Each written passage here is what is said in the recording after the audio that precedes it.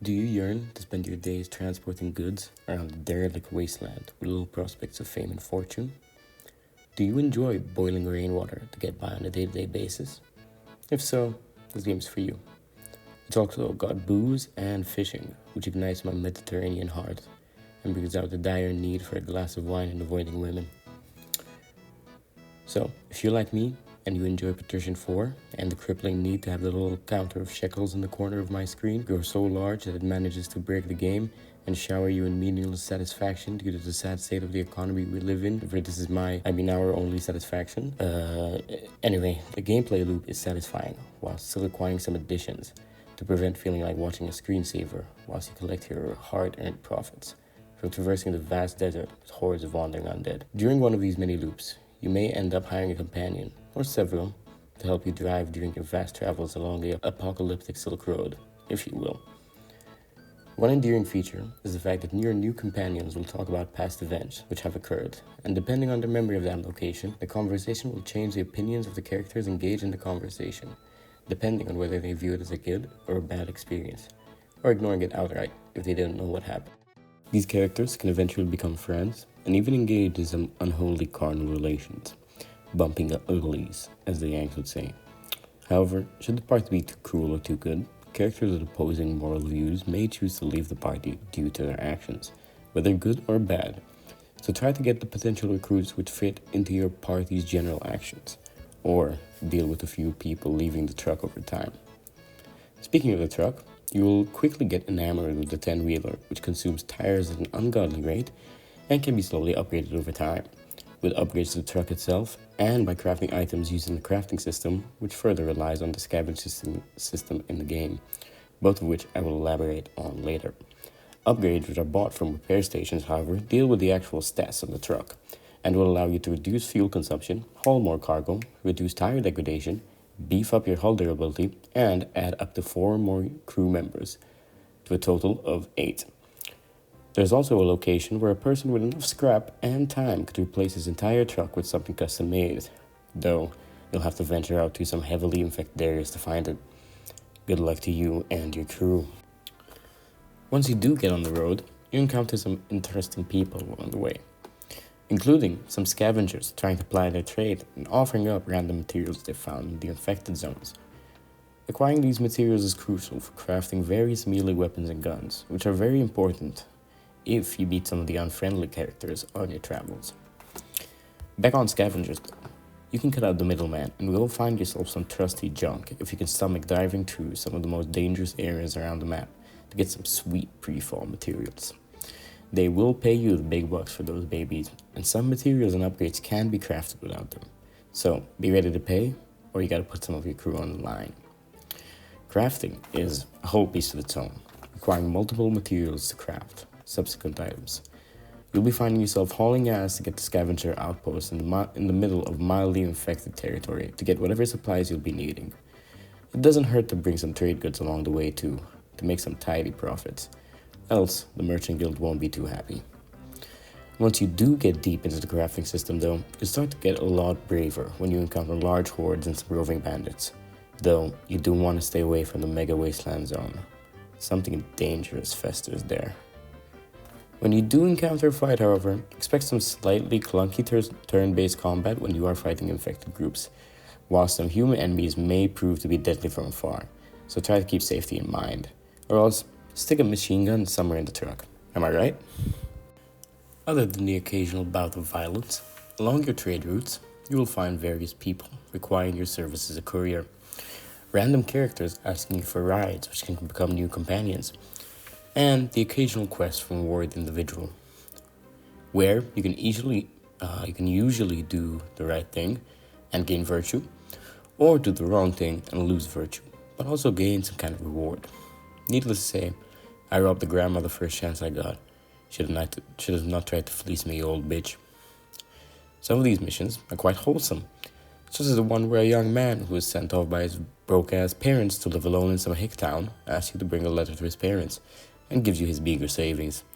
And being the dutiful little mailman, you bring it to the address he mentions, only to find his mother dangling by the ceiling with a stool not a foot away.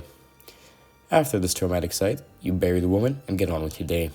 What a wonderful distraction from such a wholesome game. Though, arguably, the missions you should be most interested in is long-distance deliveries, which pay anywhere from 4 to 7,000 scrap each, and with enough deliveries chained together, you could make a quick chunk of cash. However, don't start thinking you're hot shit with some scrap, as you'll find out how quick it is to get fleeced. But we want to actually make money, so I'll show you a quick early route to run. By grabbing items that different cities produce, and at the same time different nearby cities need, you can quickly get yourself running a loop and producing some early profit, which you should reinvest into high margin items, such as medicine, medkits, and rations. Once you have this trade route going, you can slowly upgrade your truck. However, once you start requiring some cores to upgrade, you'll have to go do some missions around the wasteland to upgrade further. After you do upgrade your truck, you'll start encountering longer and longer routes, with various items being required. And you start to have to make your own list to make sure you keep enough scrap for every city, whilst also having the goods to sell so you aren't wasting time. Because fuel is expensive, and time is money, buddy. The various landscapes you'll encounter along your long journeys will also slow you down, stopping you from camping or completely stopping you from going through certain routes due to the presence of mountains, along with weather effects, which will also slow you down to a crawl and either overheat or freeze your engine, causing you to stall, with water being required to cool down the engine and fuel and water needed to heat it up. So you can imagine the pinch you can get into when you haven't visited a fuel station in a while and winter hits, while you just barely have enough fuel to manage to get to the nearest town. You better start checking that forecast and praying. Getting to the important topic of water, you're gonna need a lot of it to survive.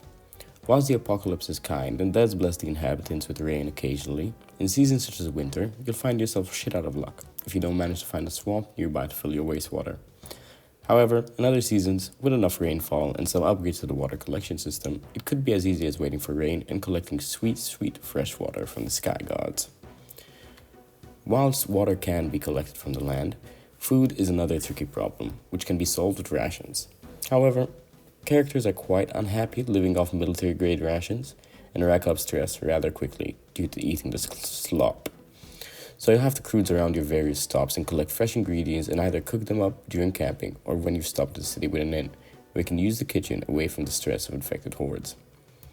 Other than buying food at cities, characters with high foraging, fishing, or hunting will be able to find game or fish with minigames added for each respective task. These are quite fun, and the fishing one in particular has caused me to curse unrepeatedly at ungodly hours of the night because the little slimy fucker kept getting out of my lure. Cooking is also a minigame in itself, where you'll need to find different combinations of different foodstuffs to make you recipes. Pro gamer tip here: any type of wild game, such as venison or rabbit, with any type of wild mushroom will create game and mushrooms, one of the cheapest meals which can be commonly found around the different cities and towns dotted around the landscape.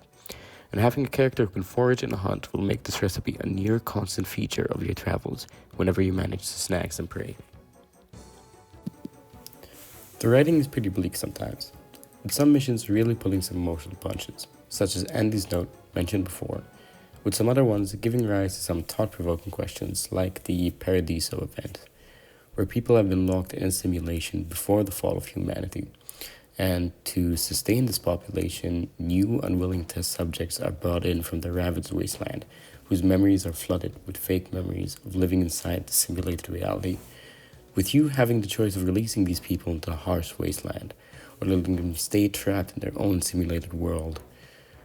Some questions should really just be left unanswered, don't you think?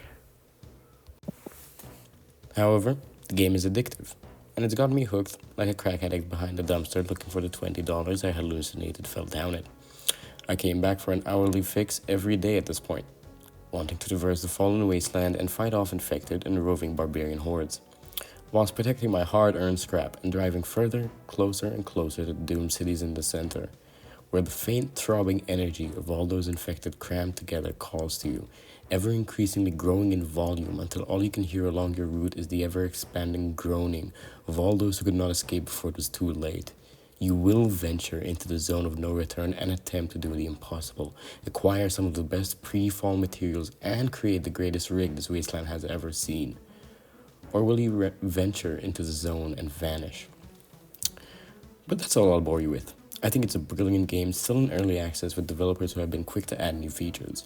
In fact, about a week and a half after I bought it, the fishing and hunting editions were made, and developers have mentioned an additional map area to be introduced as they go along, which as someone who has gone through almost all of the maps and cities can say is sorely needed, with some items being produced by 3 or 4 towns in the outskirts of the map having high margins but an ungodly long route makes them rather untradeable due to taking up important inventory, though it's a nitpicky comment. But altogether, I can say I have serious hopes and am expecting good things out of this game because at the moment it's fulfilled my wanting for a long distance logistics game with some horde aspects behind it. And I think you could have a few hours of enjoyment out of it too. So give Dustland Survival a try and you won't be disappointed. And trust the devs, I think they have a good head on their shoulders. Thank you, and this has been Ruthless Darcy. Bye-bye.